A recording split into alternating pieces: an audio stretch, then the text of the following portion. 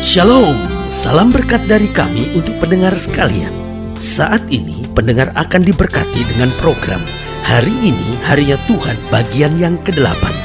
Sebuah program rohani tentang doktrin Alkitab yang menolong kita untuk semakin tertanam dalam kebenaran firman dan bertumbuh dalam kemuliaan. Bersama hambanya, Pendeta Gilbert Lumendo, STH.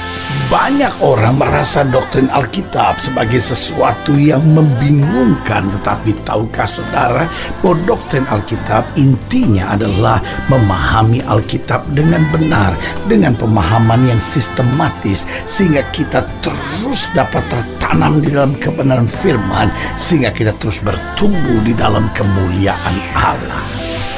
Buka hati saudara sekalian untuk menerima berkat-berkat firman-Nya hari ini.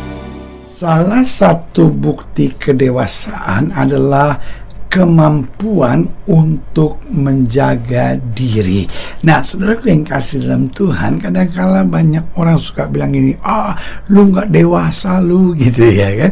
Kadang-kala orang berkata, jadi dewasa dong, ya kan.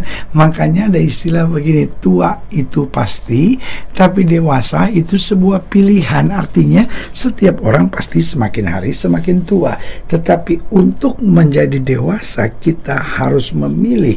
Nah, bukti bahwa seorang itu dewasa yaitu kemampuan untuk menjaga diri. Karena seorang anak dia nggak peduli apa-apa, ya kan, bahkan tidak tahu resiko-resikonya. Tetapi orang-orang dewasa adalah orang-orang yang mampu menjaga diri, bahkan mengendalikan diri.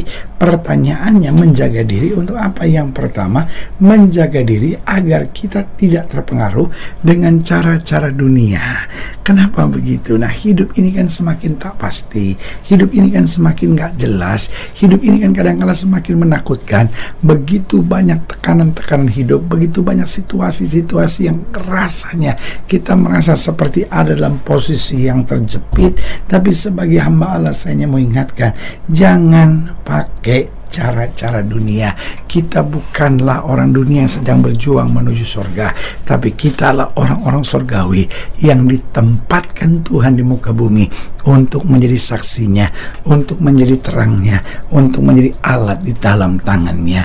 Karena itu pastikan kita jaga diri kita. Betul kita ada di dunia, betul kita masih mengerjakan pekerjaan-pekerjaan dunia. Misalnya saudara-saudara yang berkata saya bisnis, saudara-saudara yang berkata saya ini seorang mahasiswa, saudara-saudara yang berkata saya ini atlet, saudara-saudara yang berkata ya saya ini seorang pengusaha, sebagian lagi berkata saya ini guru, pendeta, saya ini dosen, ya kan. Saudara-saudara yang masih bekerja di dalam dunia, apalagi saudara-saudara yang berkata saya ini seorang selebritis, pendeta, saya seorang foto model, saya ini seorang bisnismen, saya ini kaum politisi, ya kan.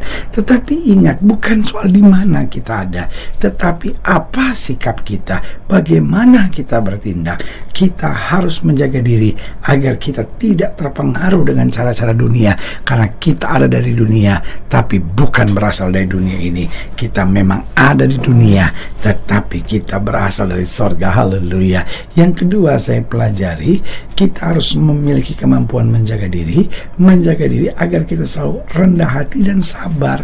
Karena apapun yang terjadi, ada saja pancingan-pancingannya untuk kita emosi, untuk kita menjadi sombong, untuk kita merasa diri hebat, untuk membuat kita pengen buru-buru semuanya. Tenang saja, belajar hidup ini kuasai diri, belajar hidup ini tetap rendah hati, belajar ini hidup tetap sabar. Sabar itu bukan berarti lambat. Jadi jangan orang pikir kalau mau cepat-cepat, sabar itu sabar.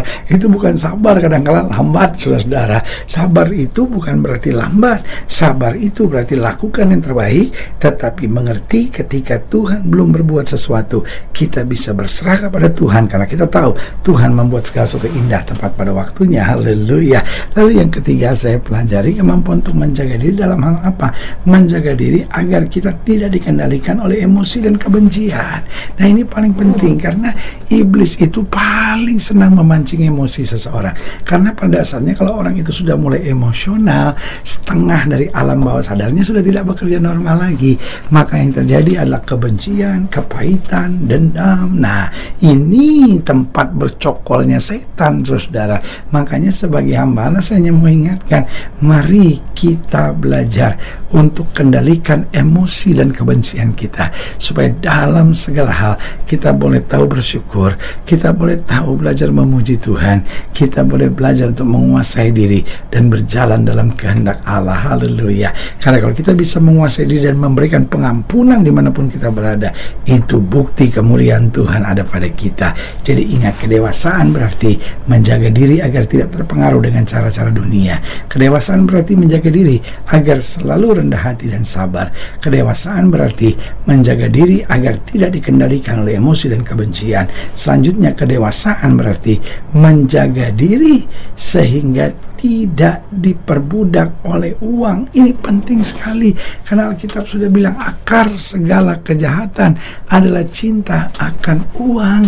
Berarti saudaraku yang kekasih dalam Tuhan, dari sini kembali saya mau ingatkan buat setiap saudara bahwa hidup ini jangan sampai kita diperbudak oleh uang, jangan sampai kita akhirnya menjadi hamba uang. Alkitab berkata, cukupkan dirimu dengan apa yang ada, karena firman Tuhan sudah bilang berkat Tuhanlah yang menjadikan kaya, susah payah manusia tidak dapat menambahinya. Berarti kita tidak boleh diperbudak oleh uang. Kita perlu uang, tapi uang bukan segala-galanya. Dan jangan sampai demi uang kita rela melakukan apa saja. Tetap belajar hidup dalam kebenaran, karena janji firman Tuhan, aku datang untuk memberi domba-dombaku hidup dan hidup yang berkelimpahan. Haleluya. Dan yang kelima, saya pelajari bahwa kedewasaan itu berarti menjaga diri agar selalu berjalan di jalan yang Tuhan kehendaki, sehingga kita dapat berkata seperti Kristus dalam doanya di Taman Getsemani, biar bukan kehendakku yang jadi, melainkan kehendakmu yang terjadi. Bahkan kita dapat berkata seperti Paulus, kalau aku mau bermegah, aku bermegah dalam kelemahanku, karena justru ketika aku lemah, Kristus kuat dalam aku. Haleluya. Selamat datang dalam program kita hari ini, harinya Tuhan, sebuah program rohani yang kembali mengingatkan kepada kita betapa pentingnya kita menjadikan firman Tuhan sebagai dasar keseharian hidup kita. Karena selama kita jadikan firman Tuhan sebagai dasar keseharian hidup kita, langkah-langkah ke depan kita penuh dengan kepastian, kemenangan, berkat, mujizat, dan perkara-perkara besar. Haleluya. Dan dalam program ini kita sedang membahas tentang menjaga diri dari yang jahat. Ini penting sekali sebagai bukti kedewasaan kita. Kita mau hidup benar, kita mau hidup menyenangkan hati Tuhan, kita mau hidup jadi saksi Tuhan. Nah, ini yang kita mau belajar dalam pembahasan tentang menjaga diri dari yang jahat dari Ulangan pasal 23, Ulangan 23 ayat 9, Ulangan 23 ayat yang ke-9 sampai ayat yang ke-14. Ulangan 23 ayat ke-9 sampai 14 di bawah judul perikop ketahiran perkemahan. Demikian firman Tuhan. Apabila engkau maju dengan tentaramu melawan musuhmu, maka haruslah engkau menjaga diri. Perhatikan baik, menjaga diri terhadap segala yang jahat. Apabila ada di antaramu seorang laki-laki yang tidak tahir disebabkan oleh sesuatu yang terjadi atasnya pada malam hari, maka haruslah ia pergi keluar perkemahan, janganlah ia masuk ke dalam perkemahan.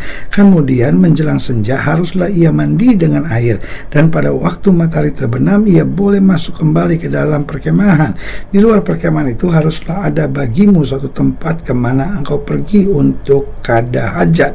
Di antara perlengkapanmu haruslah ada padamu sekop kecil, dan apabila engkau jongkok kada hajat, haruslah engkau menggali lubang dengan itu dan menimbuni kotoranmu, sebab Tuhan Allahmu berjalan dari tengah-tengah perkemahanmu untuk melepaskan engkau dan menyerahkan musuhmu kepadamu. Sebab itu haruslah perkemahanmu itu kudus, supaya jangan ia melihat sesuatu yang tidak senonoh di antaramu lalu berbalik daripadamu.